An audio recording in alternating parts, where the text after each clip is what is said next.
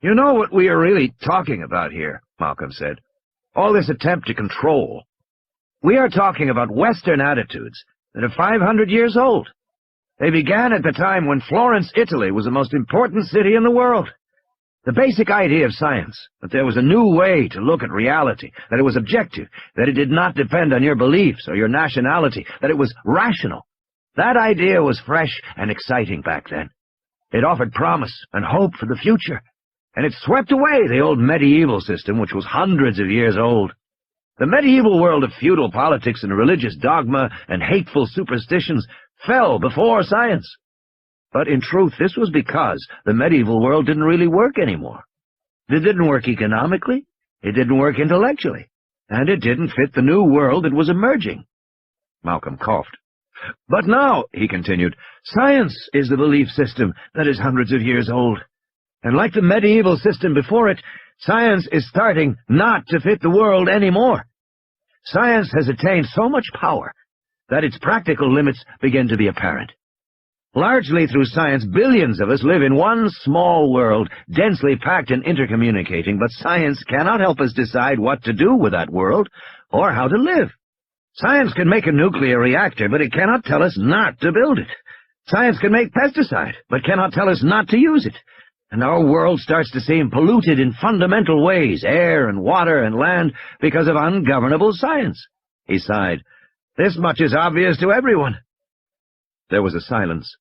Malcolm lay with his eyes closed, his breathing labored. No one spoke, and it seemed to Ellie that Malcolm had finally fallen asleep. Then he sat up again, abruptly. At the same time, the great intellectual justification of science has vanished. Ever since Newton and Descartes, science has explicitly offered us the vision of total control. Science has claimed the power to eventually control everything through its understanding of natural laws. But in the 20th century, that claim has been shattered beyond repair. First, Heisenberg's uncertainty principle set limits on what we could know about the subatomic world. Oh, well, we say, none of us lives in a subatomic world. It doesn't make any practical difference as we go through our lives. Then Gödel's theorem set similar limits to mathematics, the formal language of science. Mathematicians used to think that their language had some special inherent trueness that derived from the laws of logic. Now we know that what we call reason is just an arbitrary game. It's not special in the way we thought it was. And now chaos theory proves that unpredictability is built into our daily lives. It is as mundane as the rainstorm we cannot predict. And so the grand vision of science, hundreds of years old, the dream of total control, has died in our century. And with it, much of the justification, the rationale for science to do what it does, and for us to listen to it. Science has always said that it may not know everything now, but it will know eventually. But now we see that isn't true. It is an idle boast, and foolish, and as misguided as the child who jumps off a building because he believes he can fly. This is very extreme, Hammond said, shaking his head.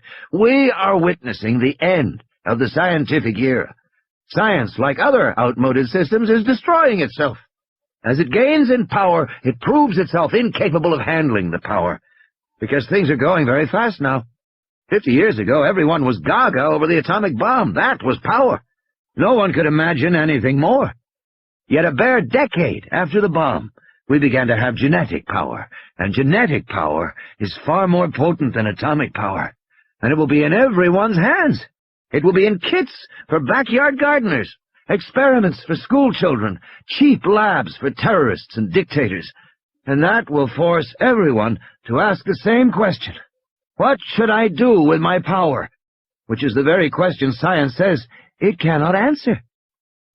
So what will happen? Ellie said. Malcolm shrugged. A change. What kind of change? All major changes are like death, he said. You can't see the other side until you were there. And he closed his eyes. The poor man, Hammond said, shaking his head. Malcolm sighed. Do you have any idea, he said, how unlikely it is that you, or any of us, will get off this island alive? Destroying the World. They moved Malcolm to another room in the lodge to a clean bed.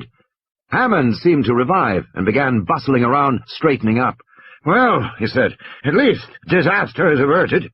"What disaster is that?" Malcolm said, sighing. "Well," Hammond said, "they didn't get free and overrun the world." Malcolm sat up on one elbow. "You were worried about that?" "Surely that's what was at stake," Hammond said. "These animals, lacking predators, might get out and destroy the planet." "You egomaniacal idiot!" Malcolm said in a fury. "Do you have any idea what you are talking about? You think you can destroy the planet? My, what intoxicating power you must have." Malcolm sank back on the bed. "You can't destroy this planet. You can't even come close." "Most people believe," Hammond said stiffly, "that the planet is in jeopardy." "Well, it's not," Malcolm said. "All the experts agree that our planet is in trouble." Malcolm sighed. "Let me tell you about our planet," he said. "Our planet is 4.5 billion years old. There has been life on this planet for nearly that long, 3.8 billion years. The first bacteria, and later the first multicellular animals, then the first complex creatures in the sea, on the land. Then the great sweeping ages of animals, the amphibians, the dinosaurs, the mammals, each lasting millions upon millions of years. Great dynasties of creatures arising, flourishing, dying away. All this happening against a background of continuous and violent upheaval. Mountain ranges thrust up and eroded away, cometary impacts, volcanic eruptions, oceans rising and falling, whole continents moving. Endless, constant, and violent change. Even today, the greatest geographical feature on the planet comes from two great continents colliding, buckling, to make the Himalayan mountain range over millions of years. The planet has survived everything in its time. It will certainly survive us." Hammond frowned. "Just because it lasted a long time," he said, "doesn't mean it is permanent. If there was a radiation accident—" "Suppose there was," Malcolm said. "Let's say we had a bad one, and all the plants and animals died, and the Earth was clicking hot for 100,000 years.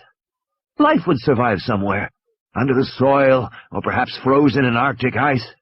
And after all those years, when the planet was no longer inhospitable, life would again spread over the planet. The evolutionary process would begin again. It might take a few billion years for life to regain its present variety. And of course it would be very different from what it is now. But the Earth would survive our folly. Life would survive our folly. Only we," Malcolm said, "think it wouldn't."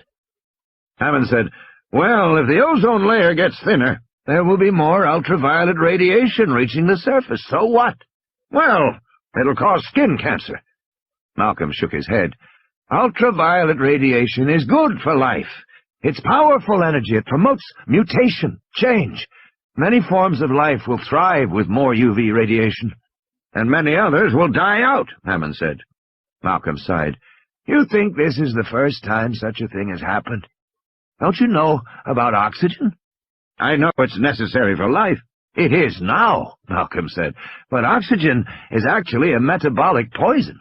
It's a corrosive gas like fluorine, which is used to etch glass.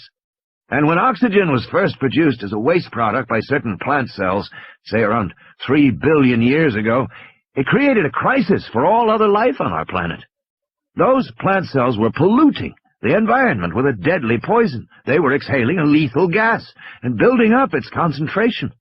A planet like Venus has less than 1% oxygen. On Earth, the concentration of oxygen was going up rapidly, 5, 10, eventually 21%. Earth had an atmosphere of pure poison, incompatible with life." Hammond looked irritated. "So what is your point? That modern pollutants will be incorporated too?" "No," Malcolm said. "My point is that life on Earth can take care of itself. In the thinking of a human being, 100 years is a long time. 100 years ago, we didn't have cars and airplanes and computers and vaccines. It was a whole different world. But to the Earth, 100 years is nothing. 1,000,000 years is nothing. This planet lives and breathes on a much vaster scale. We can't imagine its slow and powerful rhythms, and we haven't got the humility to try. We have been residents here for the blink of an eye, If we are gone tomorrow, the Earth will not miss us. And we very well might be gone, Hammond said, huffing. Yes, Malcolm said, we might. So what are you saying, we shouldn't care about the environment? No, of course not. Then what? Malcolm coughed and stared into the distance. Let's be clear. The planet is not in jeopardy. We are in jeopardy. We haven't got the power to destroy the planet or to save it. But we might have the power to save ourselves.